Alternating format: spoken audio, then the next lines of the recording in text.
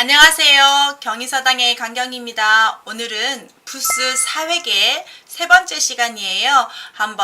부스 한번 외워볼까요? 첫 번째 견줄비를 보는데요. 비교하다 할 때 쓰는 한자예요. 이 견줄비자는 사람이 같은 방향을 보고 있는 사람을 해서 앞에 사람과 뒤에 사람을 비교하는 모양으로 그렸다고 하는데요. 이게 들어와서 다 비발음을 좀 하는 경향이 있고 뜻도 도와주긴 하는데 사람이 앞을 본다고 하니까 여기다가 이렇게 머리를 집어넣으면 앞으로 나란히 하는 사람처럼 보이지 않나요? 그래서 견줄비는 이렇게 설명을 하고 있습니다. 이 견줄비와 상당히 비슷한 자가 하나 있는데 어떤 자가 생각이 나나요? 그래요. 서로 사람이 등 돌리고 있는 모습에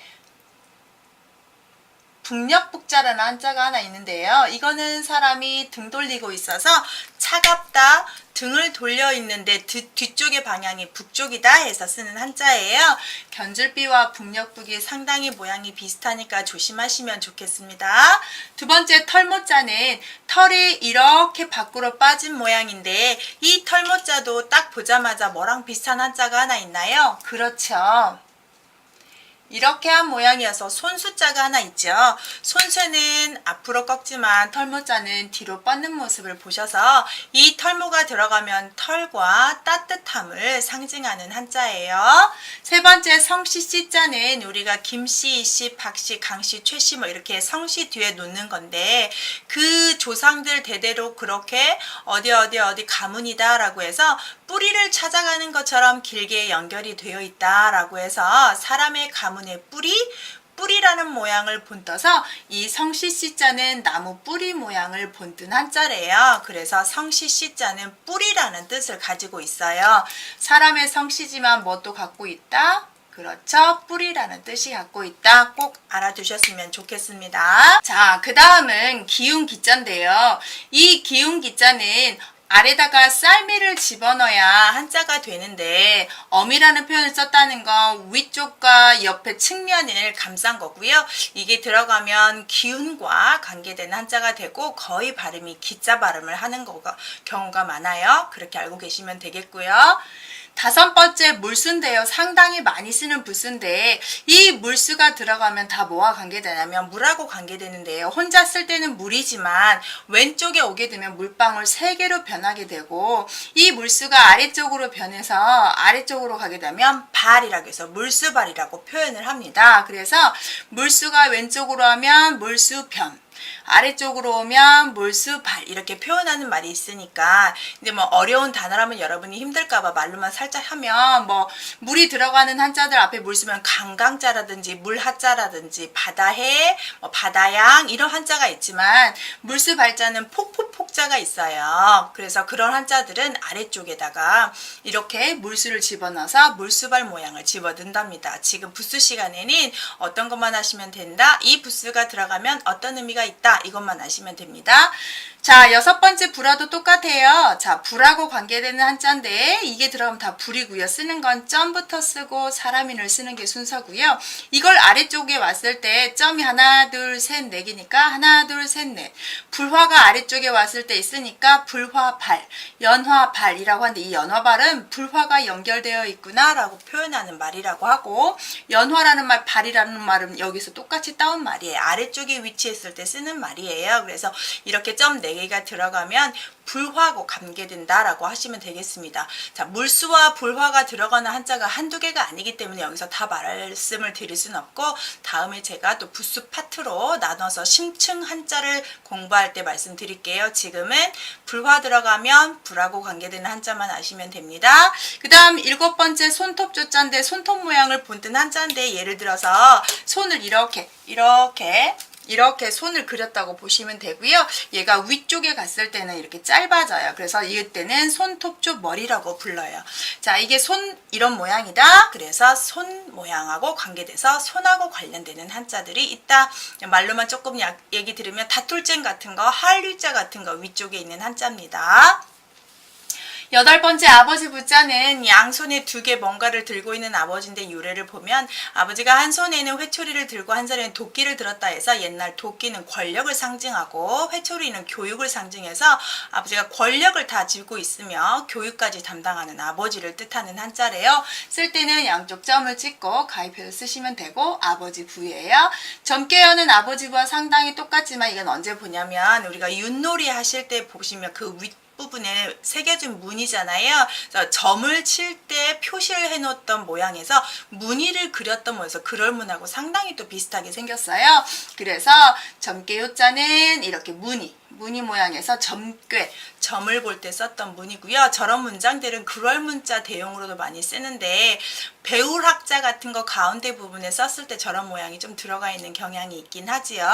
그 다음 조각장과 조각편이 있는데 모양이 서로 반대가 돼 있는데 그림 하나를 그릴게요.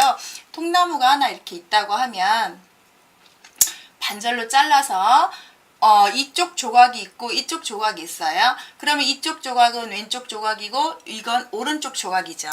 그래서 똑같이 조각이 나서 조각인데 조각 장자는 왼쪽에 있고 조각 편자는 오른쪽에 있어서 이렇게 모양을 구분하게 되는데요. 조각 장자가 조각편보다 쓰임이 많기 때문에 조각장에 별명이 하나 붙는데 사람들이 이 조각장을 장수장이라는 한자에서 봤어. 어디서 봤어? 장수장 변에서 봤어. 그래서 얘를 장수장 변이라고 읽어요. 그래서 조각장이 훨씬 쓰임이 많다는 걸 유념해서 보시고 똑같이 나무 조각이지만 나무를 나눠서 이쪽 조각과 이쪽 조각을 나눴다는 걸 꼭 기억하시면서 외우시면 되겠고 10번인 조각장이 훨씬 쓸모가 많다는 걸로 아시면 좋겠습니다.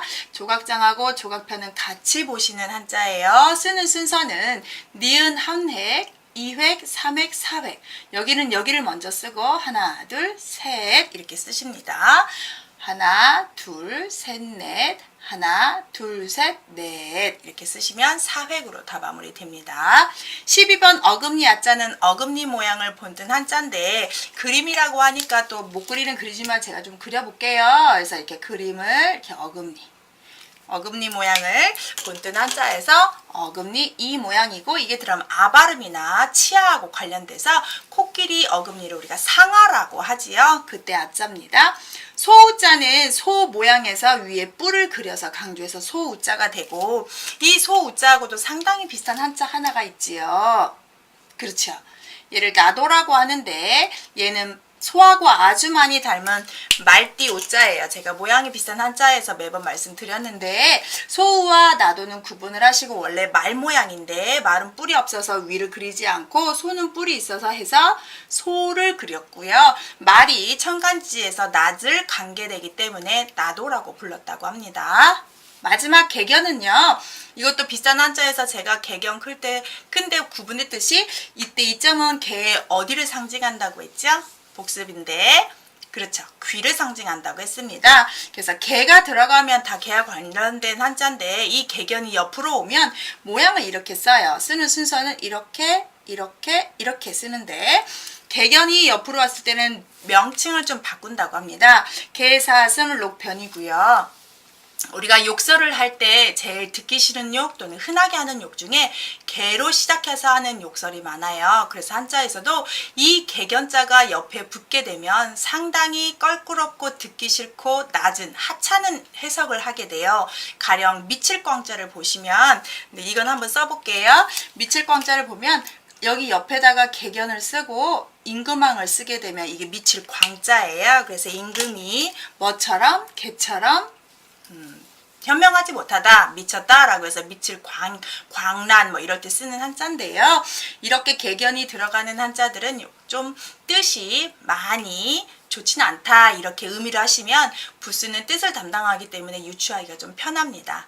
자, 오늘은 사획의 세 번째 시간이었고요. 이 부수들이 들어가면 이런 뜻을 담당한다를 꼭 머리에 유념하시고 오늘 배운 거 한번 읽어보고 마무리하겠습니다.